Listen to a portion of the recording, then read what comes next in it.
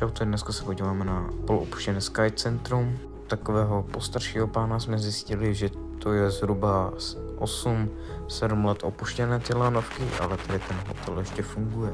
Tady vidíte, tak možná na tom záběru bude vidět, že tam je ještě rozsvíceno a tady ta zahrádka vypadá docela nově. Nachází se to v Rachově, jak tady vidíte, je to jako brutální, vypadá to zajímavě. Tady se půjčovaly lyže, podle toho, kolik jich tam je logicky. A tady je ta samotná lanovka. Je to hodně zarostlé. Tady jsem vám dal detailní záběr na to. Jak vidíte, tak tam i stojí auto, takže to i funguje. Toto je, že brutálně zarostlé, pod tím myslím, je něco. Uděláme prostě na ty lyže, tady je třetí lanovka.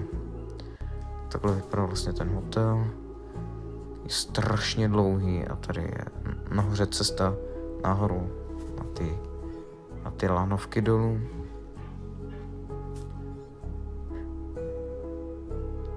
Jak přijde mi toho škoda, ale prej to chcou i opravovat. Tady je lepší záběr, no lepší. A tady je velká, obrovitánská lanovka, ale ta nejde vidět celá. To je všechno, díky za dokoukání a čest.